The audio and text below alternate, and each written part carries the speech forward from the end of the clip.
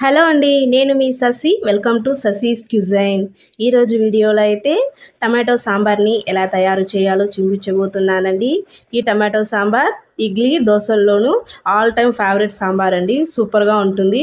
ఎలా తయారు చేయాలో చూద్దామండి. ముందుగా కుక్కర్లో ఒక 4 టమాటోస్ని ఈ విధంగా కట్ చేసుకోవాలండి. హార్డ్గా ఉండే భాగాన్ని కట్ చేసేసి ఈ విధంగా కట్ చేసి కుక్కర్లో వేసుకోవాలి. ఇందులో ఒక ఆనియన్ని కట్ చేసి వేసుకోవాలండి. 2 పచ్చిమిర్చి వేసుకోవాలి. పచ్చిమిర్చి వచ్చి ఆప్షనల్ అండి. ఇది నేను ఫ్లేవర్ కోసం వేస్తున్నాను. ఇందులో కారానికి తగిన విధంగా 2 స్పూన్ల వరకు కారం, 1/2 టీ స్పూన్ పసుపు, ఒక 1/2 లీటర్ వరకు వాటర్ యాడ్ చేసుకొని ఒక్కసారి బాగా కలిపి మూత పెట్టి మీడియం ఫ్లేమ్లో ఒక 4 విజిల్ వచ్చేంత వరకు ఉడికించుకోవాలండి. ప్రెజర్ అంతా వెళ్ళిన తర్వాత మూత తీస్తున్నానండి. చూడండి టమాటాలంతా ఎంత మెత్తగా ఉడికిందో. టమాటాలంతా మెత్తగా ఉడికింది కదండి. మనం మ్యాషర్తో కానీ లేదంటే మిక్సీ జార్లో వేసుకొని దీన్ని పేస్ట్ చేసుకోవాలండి. టమాటాలు ఉడికించిన ఎక్స్ట్రా వాటర్ని పక్కన పెట్టుకోవాలండి.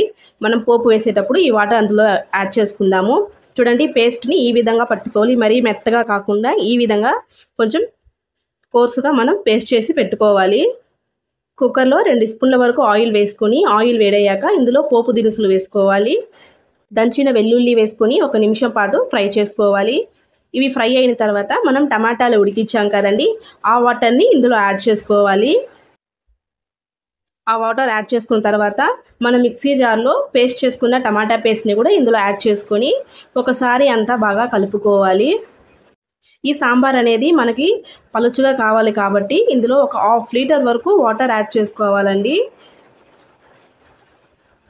ఇందులో రుచికి సరిపడా సాల్ట్ వేసుకొని ఒకసారి అంతా బాగా కలిపి ఒక 5 నిమిషాలు ఫ్లేమ్ని లోలో పెట్టుకొని ఉడికించుకోవాలండి. ఈ సాంబార్ కొంచెం పలుచగా ఉంటే బాగుంటుంది కాబట్టి ఒక 5 నిమిషాలు ఉడికించుకుంటే సరిపోతుంది.